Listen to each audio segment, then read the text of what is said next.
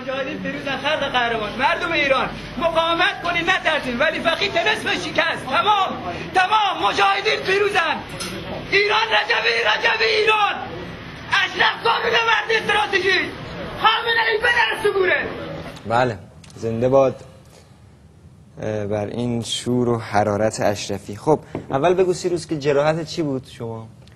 حالا اونجا گفتن از این صحنه در اون موقع زمانی که واقع شد یک کم سخته، ولی خب اونجا من مورد اصابت گلوله بیکیسی تیرواری بیکیسی قرار گرفتم. تقریبا میشه گفت اولین شلیک که این موضوع بود. به کدوم قسمت از بدنت خورده بود؟ پاتو بسته بودن؟ بله ران سمت چپمو در واقع زد و مقدار زیادی از مایچش کنده شده بود که زمانی که من بعد دیگه بلافاصله افتادی و منتقلت کردن. در صحنه‌ای که من خوردم مشغول حمله یکی از این برادران بودیم که مجروح بود. از پشت زدن منو در واقع. من اومدم پامو حرکت بدم، دیدم پام یک جا قفل شد ایستاد. اونجا نگاه کردم دیدم پاچه شلوارم پر از خونه، چون صحنه نبرد اونقدر گرم بود و شور و هیجان خاص مجاهدی رو داشت که به طور واقعی من در لحظه اول متوجه نشدم گلوله رو خوردم. بعد گفتم بچه‌ها من تیر خوردم، چون صحنه گرم بود و به طور واقعی روی مجاهدین اجازه نمیداد که آدم دردی رو حس کنه. بسیار خوب، اون صحنه قبول دارم که بالاخره تو صحنه نبرد هست، ولی وقتی که تو رو منتقل کردم به امداد، به هر حال اون هم با این وضعیت جراحتی که تو داری میگی و من هم شنیدم البته از خیلی دیگه از دوستان، دیگه مینیموم اینه که آدم بالاخره حتی میگیم آقا آدم فریاد نزنه، اظهار درد نکنه، ولی دیگه مگه بگیم خیلی آدم ساکته. ولی تو اون صحنه ها راجع به طلسم شکسته ولی فقیه و مردم ایران و قیام صحبت میکردی. آخه مجاهدین که یک درد بیشتر ندارن مهران جان. خب و لحظه‌ای که من دوربینی دیدم ناخودآگاه ضمیرم به این رفت که داره قیام و سرکوب میکنه، میخواد که گردش روی قیام بریزه با سرکوب اشرف، با قتل عام در اشرف. ناخودآگاه حتی خودم هم نمیدونم چرا و چطوری ناخودآگاه یاد این شعار برادر افتادم و گفتم همونطور که در تصویر هست مردم ایران نترسید، مقاومت کنین، طلسم ولایت فقیه شکست. تمام چون اشرف قلب قیامه و اون لحظه خود به خود این اومد از لحظات مجاهدی بود. خون مقاومت باید از این قلب پمپاژ بشه. یعنی این نکته به نظر من قابل توجهه که درست اون بهبود اون در گرماگرم این نبرد یک مجاهد اشرفی قبل از هر چیز، قبل از اینکه به درد خودش فکر کنه و اتفاقی که برای خودش افتاده، به این فکر میکنه که چطور روحیه بده و امید بده به هموطنانش و به مردم قیام آفرین. و من یاد صحنه افتادم از شهید علیرضا احمدخواه که با اون جراحت سنگین در آستانه شهادت وقتی که ازش خواستن که فقط یک جمله بگه، گفت نترسین ما همه با هم هستیم. و این اون روحیه اشرفی و همون راز و رمز مقاومت هست و جای تحسین و ستایش داره.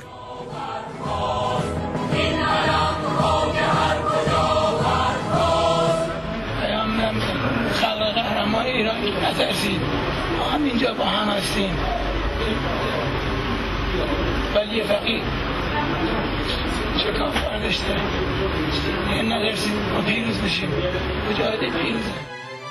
گل سرخی که زمهریرش چید، راز خود را به چوبه ها بخشید، خاک هم رشک میبرد آری، به چنین خاکیان به ناچاری. مرگتان ابتدای بیداری، سینه در سینه نامتان جاری، پیروز بشیم، مجاهد پیروز. این علم ها که هر کجا برخاست، این علم ها که هر کجا برخاست. علی جعفرپور سوال بعدیم از تو اینه که میخوام بدونم علی جعفرپور قبل از حماسه فروغ ایران با علی جعفرپور بعد از حماسه فروغ ایران چه فرقی کرد؟ اصلا فرقی کرد؟ بله طبعا. یک عرض کنم خدمت شما که لحظه واقعی من بعد از 6 و 7 این بود که با اینکه تو اشرف هستیم، با اینکه به هر حال 6 سالی در مناسبات بودیم، اما لحظاتم این بود که هنوز مجاهدین رو نشناختم. هنوز اون رمز ماندگاری مجاهدین که فداست. چطور تو سالها زندگی کرده بودی شب و روزت با بله مجاهدین؟ ما بعد از جنگ اومدیم، یک شرایط عینی ندیده بودیم که مجاهدین، خیلی شنیده بودیم که مجاهدین فدا میکنن یا صبرشون دیده بودیم، اما فداکاریشون تو صحنه واقعا ندیده بودیم، چون یه شرایط تو یک شرایط عینی نبودیم. این 6 هفته مرداد برای مایی که تازه اومدیم خیلی اثبات کرد که مجاهدین چه صف‌هایی میزنن و من این کمبود تو خودم احساس کردم که واقعا هنوز دور و بریام همین بچه مجاهد رو نشناختم با اینکه پلوشون زندگی میکنم. از جمله فاکتی که خودم تو صحنه دیدم وقتی که سیاج و زل شرق رو پاری کردم و میخواستم با ماشینا بیان تو، یک نفربر زره‌ای بود که میخواست بیاد. همین که نفربر میخواست بیاد تو، تمام بچه‌ها من دیدم همه دویدن رفتن زیر چرخهای نفربر خوابیدن. نفربرم در حال حرکت. ببینید در یک 2 تا 4 تا عادی چنین چیزی غیر معقوله. یک نفربر زره‌ای میخواد بیاد و این آدما چه انرژی دارن، چه پتانسیلی دارن که اینطوری خودشونو فدا میکنن برای بقیه. باور کنید به خدا قسم من خودم میخواستم اولین نفر برم زیر اونجا، اما دیدم که من آخری شدم. همه زودتر از ما رفتن جلو، جایی نبود که ما این کارا رو بکنیم. یا صحنه دیگه بود که دیدم یکی از همین چند تا مزدور داشتن اینو با سنگ میزدن. یکی بچه‌ها به جای اینکه مثلا بره دفاع کنه، خودش رو انداخت جلوی همین برادر مجاهد دیگه که خودش سنگا رو بخوره. در حالت عادی هیچ کس این کارا نمیکنه. خیلی فاکتا بود از مسئولامون دیدیم که خودشون رو فدا میکردن برای دیگران، میگن فداکاری مجاهدین. اونجا خیلی برام بارز بود. آقا شنیده بودیم که ما مجاهدین از همه چیز خودمون دست شستیم که محقق کنیم اون آرمان آدارمون چیزی نبود جز آزادی مردم. اما تو این صحنه 6 و 7 خیلی برای من روشن شد که مجاهدین واقعا تا کجا با همون دست خالی، بله با همون دست خالی میشه مقاومت کرد. حتی ما هیچی نداشتیم اما با همین دست خالی هم میتونیم مقاومت کنیم و جلوی دشخیم کوتاه نیومد. گفتیم ما هستیم، بس بجنگ تا بجنگ. زنده باد. و همین توشه راه تو شد برای نبردهای بعدی و فراسهای بعدی. سوال آخرم از آرش هست و الان اشاره کردی به خاطره زیبایی از مجاهد شهید فردین زمانی. میخوام بدونم که دیگه با کدوم یک از شهدای اشرفی بیش از سایرین بودی، زندگی کرده بودی و اگر هر نکته‌ای داری در این رابطه برای ما بگو.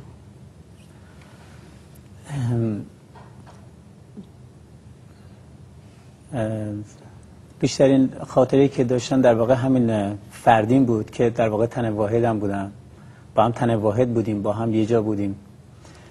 در ضمن چیزم بود، حنیف امامی هم بود، حنیف امامی پسر خالم بود. جدی؟ عاشق ایران بود. بله در واقع خیلی ایران دوست داشت. خیلی به وقتی اونم مثل فردین وقتی قیامو نگاه میکرد بارها از من سوال کرد، از داخل سوال میکرد چون ایران ندیده بود به طور واقعی. بعد که تو اومده بودی؟ بله. تو هم قبل از اینکه بیای اینجا حنیفو ندیده بودی نه؟ نه اینجا حنیفی دیدم. در واقع حنیفو از این بابت دوست داشتم که به طور واقعی از بهترینای ما بود. شخصا میگم یعنی تو کل خانواده فامیلا حنیفو خیلی دوست داشتم.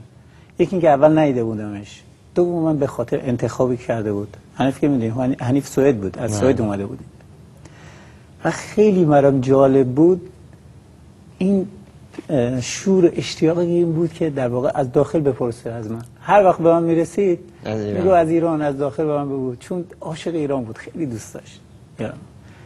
سر قیام بارها از من سوال میکرد و از چطوریه جوانه چیکار میکنن چیکار نمیکنن.